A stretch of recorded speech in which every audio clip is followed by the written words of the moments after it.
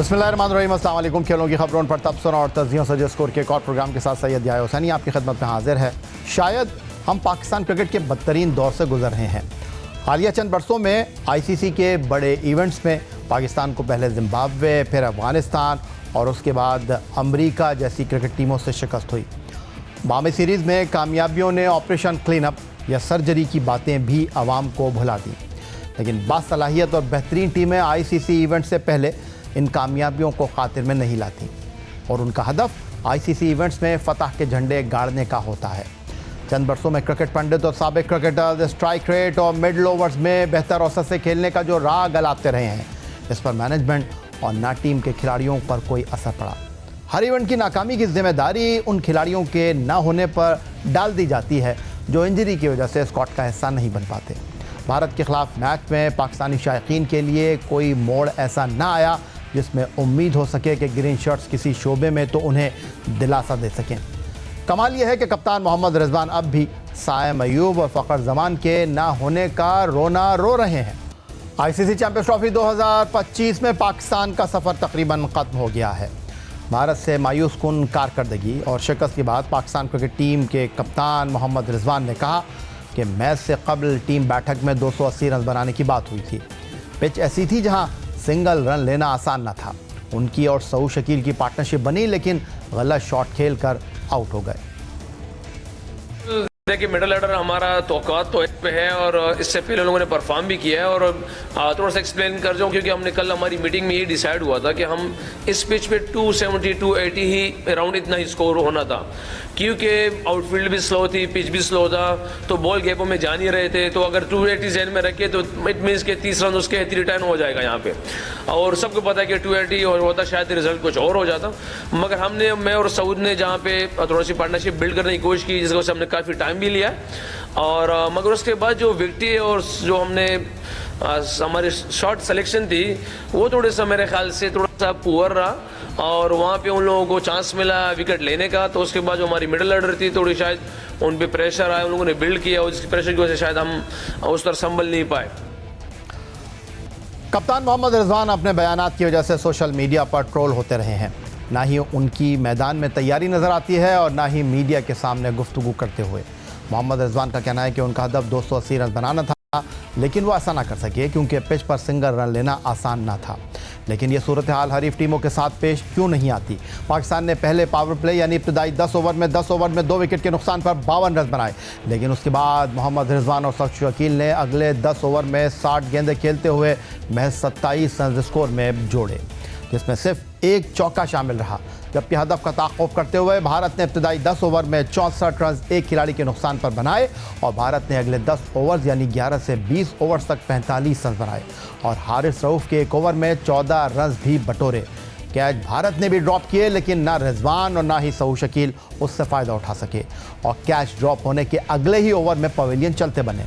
अलबत्ता भारत के सरेश अय्यर ने खुजदिल शाह की जानिब से ड्रॉप होने वाले कैच का भरपूर फ़ायदा उठाया।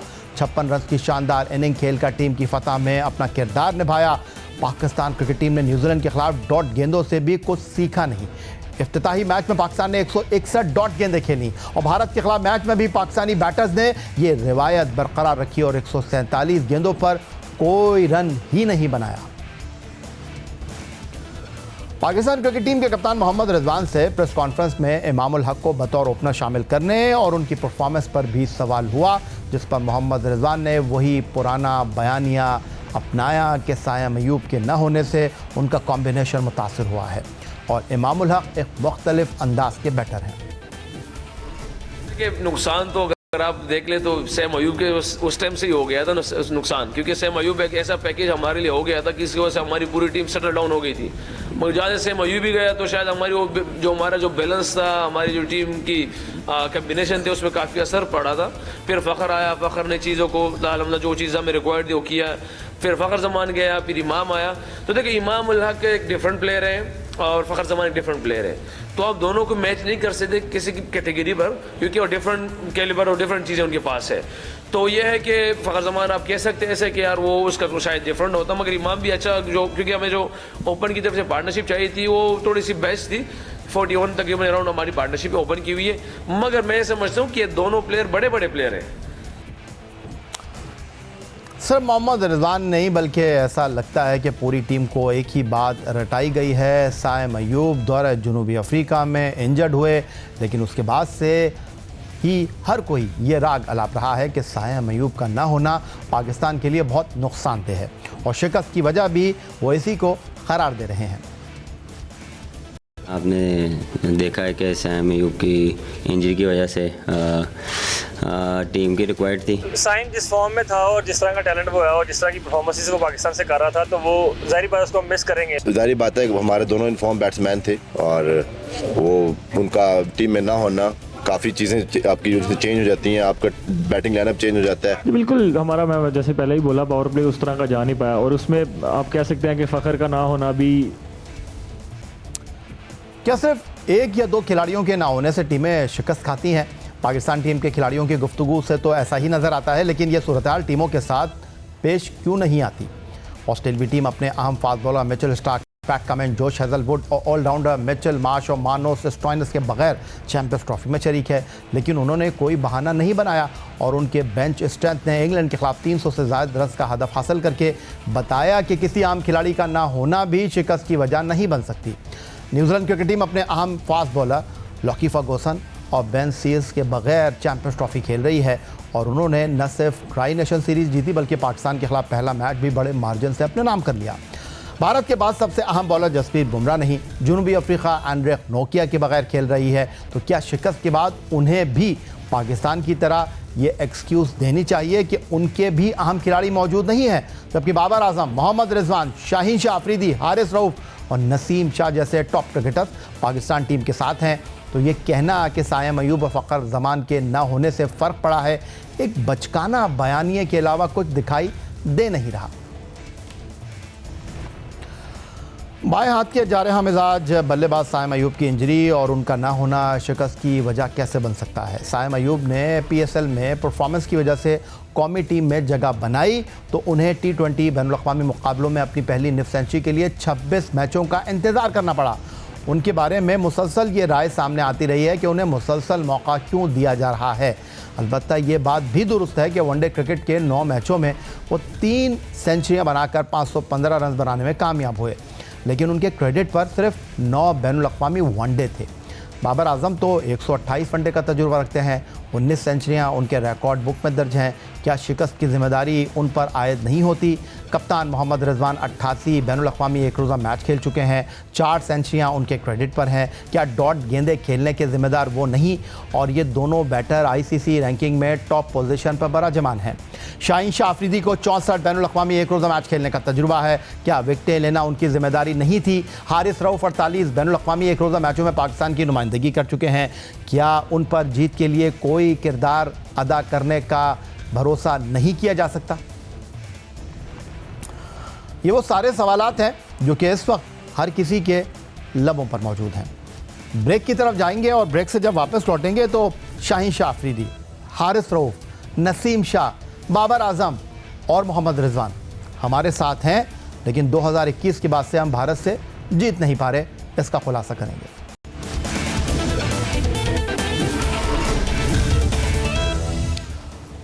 ऐसा लगता है कि हालिया अरसे में बोर्ड के करता धरता टीम की नाकामियों पर शिकस्त का मलबा खिलाड़ियों के साथ टीम मैनेजमेंट में शामिल साबिक क्रिकेटर्स पर डालकर अपना दामन झाड़ लेते हैं, और इसकी मिसाल है 2024 ICC T20 वर्ल्ड कप में senior manager Wahab Riaz, selector Abdul Razzaq की छुट्टी, फिर कप्तान बाबर आजम की बरतरफी, जबकि टीम के अहम खिलाड़ी और कप्तान भी इस रविश के साथ वक्त गुजार रहे हैं। कप्तान मोहम्मद रिजवान हर मैच के बाद फरमाते हैं बैट्समैन डॉट गेंदें ज़्यादा खेल गए, फास्ट बॉलर ने आखिरी ओवर्स में खूब मार खाई, ये गलतियाँ हो गई, हम आने वाले मैचों में इसे देख लेंगे। कोच आकिब जावेद जो सिलेक्शन कमेटी में भी नशिस्त रखते हैं, वो भी मीडिया की तमाम तनकीद को कहते दुरुस्त हैं, लेकिन वो भी इतना कहकर आगे बढ़ जाते हैं कि बस थोड़ा वक्त दे दीजिए, सब चीज़ों पर काम कर रहे हैं। देखिए, सारी ये सोच की बात है और किस तरह से आप सोचते हैं, किस तरह से आप एक इन्वायरमेंट बनाते हैं। अब वो भी हमने ये भी देखना होता है कि क्या ये जो ग्राउंड है या पिच है, क्या ये वो है जो पाकिस्तान में मैचेस हो रहे हैं या कि ये थोड़ी डिफरेंट है। तो उस लिहाज से हम खेलेंगे, जैसी पिच है, जैसी कंडीशंस है, जैसी टीम है। ये ज़रूरी है कि आपने जाके वनडे में भी आपने T20 शुरू कर देना है। जो चैलेंज है वो, जो मेरी फीलिंग अगर आप पूछे तो अब ये जो 50 ओवर क्रिकेट है ये बहुत ज़्यादा चैलेंजिंग हो गई है। ये जो 40 ओवर्स 35 to 40 ओवर्स के बाद अब जो गेम है वो फिटनेस लेवल बहुत बेहतर करने पड़ेंगे। और ये जो, क्योंकि जो आप अगर सारा साल ज़्यादा फोकस आपका T20 के ऊपर है, तो जब ये आप ओवर गुजरते ही नहीं है, 20 ओवर का मैच ख़त्म होने के बाद भी आपको 30 ओवर और अंदर रहना है। सो आई थिंक जो फिटनेस है ये सबसे बड़ा एक चैलेंज है, जिसके लिए टेस्ट क्रिकेट है उसमें 2 घंटे आप खेलते हैं, आपको लंच ब्रेक है, फिर 2 घंटे है, फिर टी ब्रेक है।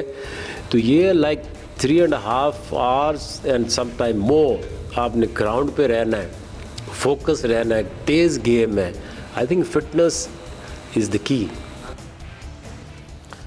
पाक भारत क्रिकेट मुकाबले दुनिया भर के शायकीन क्रिकेट की तवज्जो और दिलचस्पी हासिल करते हैं और इस मामले में कोई दूसरा सवाल नहीं है। 20 अक्टूबर 2021 को दुबई इंटरनेशनल क्रिकेट स्टेडियम में बाबर आजम की क़यादत में टीम पाकिस्तान ने विराट कोहली की क़यादत में खेलने वाली भारतीय टीम को शाहीन शाह अफरीदी की उम्दा बॉलिंग और बाबर आजम मोहम्मद रिजवान की निफ सेंचुरियों के साथ बासानी 10 विकेटों की शिकस्त से 2-4 किया, फतह हासिल की। लेकिन इसके बाद से दुबई में चैंपियंस ट्रॉफी में भारत के खिलाफ इन अहम खिलाड़ियों के खेलने के बावजूद टीम पाकिस्तान मुसलसल नाकामी से 2-4 हो रही है रवायती हरीफ के मुकाबले पर। आइए ज़रा एक नज़र डाल लेते हैं कि कब कहाँ क्या हुआ। 2021 वर्ल्ड कप T20 में रवायती हरीफ भारत को हराने के बाद टीम पाकिस्तान बाबर आजम, मोहम्मद रिजवान, हारिस रऊफ, शाहीन शाह अफरीदी और नसीम शाह के साथ 3 T20 और इतने ही एक रोज़ा मैचों में शिकस्त से 2-4 हो चुकी है। 28 अगस्त 2022 को दुबई में एशिया कप में भारत ने पाकिस्तान को 5 विकेट से शिकस्त दी। बाबर आजम, मोहम्मद रिजवान, शाहीन शाह अफरीदी, नसीम शाह और हारिस रऊफ सभी टीम का हिस्सा थे। 23 अक्टूबर 2022 को भारतीय टीम ने पाकिस्तान को मेलबर्न क्रिकेट ग्राउंड पर ICC T20 वर्ल्ड कप में 4 विकेट से हराया। टीम पाकिस्तान में बाबर आजम, मोहम्मद रिजवान, शाहीन शाह अफरीदी, नसीम शाह और हारिस रऊफ सभी शामिल थे। 9 जून 2024 को भारत ने पाकिस्तान को न्यूयॉर्क में ICC T20 वर्ल्ड कप में 6 रन से शिकस्त दी। बाबर आजम, मोहम्मद रिजवान, शाहीन शाह अफरीदी, नसीम शाह और हारिस रऊफ सभी टीम का हिस्सा थे। वनडे क्रिकेट की बात करें तो 9 सितंबर 2023 को पाले केले में पाक भारत मैच बारिश से नामुकम्मल रहा। अलबत्ता बाबर आजम, मोहम्मद रिजवान, शाहीन शाह अफरीदी, नसीम शाह और हारिस रऊफ की मौजूदगी में टीम पाकिस्तान 10 सितंबर 2023 को एशिया कप में रवायती हरीफ से पाले केले में ही 228 रन से शिकस्त खा गई। 14 अक्टूबर 2023 को कौमी टीम अहमदाबाद में भारत के खिलाफ ICC वर्ल्ड कप में मद्दे मुकाबले आई तो नसीम शाह अनफिट थे, लेकिन बाबर आजम, मोहम्मद रिजवान, शाहीन शाह अफरीदी और हारिस रऊफ खेले और पाकिस्तान 7 विकेट से हार गया। अब दुबई में ICC चैंपियंस ट्रॉफी में पाकिस्तान टीम बाबर आजम, मोहम्मद रिजवान, शाहीन शाह अफरीदी, हारिस रऊफ और नसीम शाह के साथ मैदान में उतरी, लेकिन नतीजा फिर वही नाकामी की शक्ल में सामने आया और विराट कोहली की वनडे क्रिकेट में सेंचुरी नंबर 51 के साथ भारत ने पाकिस्तान को 6 विकेट से शिकस्त दे दी।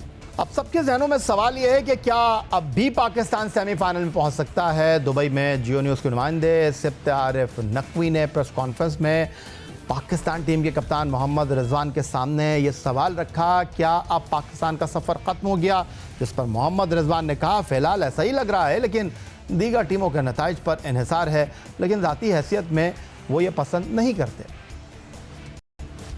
रिजवान, हम चैंपियंस ट्रॉफी के डिफेंडिंग चैंपियन भी हैं, होस्ट भी हैं इस दफ़ा, तो चैंपियंस ट्रॉफी का सफ़र हमारा ख़त्म हो गया क्या? देखिए, फ़िलहाल तो हम यही कह सकते हैं ख़त्म हो गया। हमारे पास देखो सच यही है।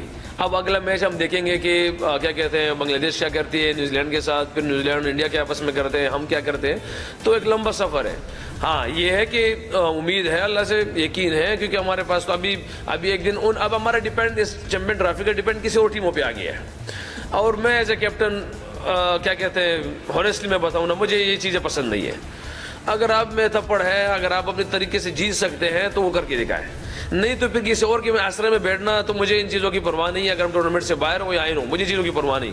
हाँ, इन लोगों ने हमें हराया है, न्यूजीलैंड ने हराया, इंडिया ने हराया, हम एक्सेप्ट करते हैं। तगड़े खेले, हम बुरा खेले, हम बिल्कुल इसके मतलब इसके लिए हम ये नहीं कह सकते कि हम किसी और के उस पर रहे। अल्लाह पाक ने चांस बना दिया तो उसमें कुछ नहीं कर सकते इंशाल्लाह। पाकिस्तान की टीम के wicket keeper batter Mohammad Rizwan कप्तान ख्यालात का इजहार कर रहे थे और वो कहते हैं ना कि ज़बान क़ल्ब को नक़ार खुदा जानो, पाक भारत क्रिकेट मुकाबला हो लोगों का जोश व खरोश देखने से ताल्लुक़ रखता है, लेकिन जब टीम हार जाती है तो फिर उनके दिल भी टूट जाते हैं। आइए पाकिस्तान की शिकस्त पर लोगों ने किन ख्यालात का इजहार किया, ज़रा उस पर एक निगाह डाल लेते हैं। मेरे को लगा आज पाकिस्तान जीतने वाला है, मैं घर से खुश होके आई थी, लेकिन बाद में पता चला मैं खुश नहीं होंगी। और क्या हुआ मैच में, आप बताएं। मैच में तो हम लोग डिसअपॉइंट ही हो गए। अच्छा, तो ये एक्सपेक्ट नहीं कर रहे थे? ये एक्सपेक्ट नहीं कर रहे थे हम। सुबह इतना कुछ आए और यहाँ पे आके मतलब 5-6 ओवर के बाद ही पता चल गया। आपने भी देखा किसी को? वैसे तो मेरे को उम्मीदें थी नसीम शाह से, लेकिन उसने अपनी फील्डिंग पता की कह दिया कि मेरे बस की बात नहीं है। ये सबको निकालें, सारों को निकालें, उनको बोले वापस डोमेस्टिक खेलें और ब्रांड न्यू टीम लेके आए। अब ब्रांड न्यू टीम का लोगों ने वैसी हार है ना भाई, इतने करोड़ रुपए देते हैं टैक्स पेयर के पैसे, हर चीज पे 17-18% टैक्स लिया हुआ है और जाता है इनके जेबों में। मुझे लगता है हम सबकी फीलिंग्स इतनी हर्ट होती है क्योंकि हम हर दफा उम्मीद लगाते हैं, हम हर दफा हारते हैं, फिर भी हम कहते हैं नहीं इस दफा, मैंने इसको बोला, मैंने कहा नहीं शायद इस दफा हम शायद आज जीत जाएंगे। नहीं लग नहीं रहा था, मगर बहुत दिल टूटा है। नहीं। यही था आज का हमारा प्रोग्राम। आप हमें ईमेल कर सकते हैं, अपनी राय से आगाह कर सकते हैं score@geo.tv पर। इस दुआ उम्मीद इस तवक्को के साथ कि पाकिस्तान में खेल और खिलाड़ी तरक्की करते रहें। सैयद याहिया हुसैनी को स्कोर की पूरी टीम के साथ अगले प्रोग्राम तक के लिए इजाज़त दीजिए। अल्लाह हाफ़िज़।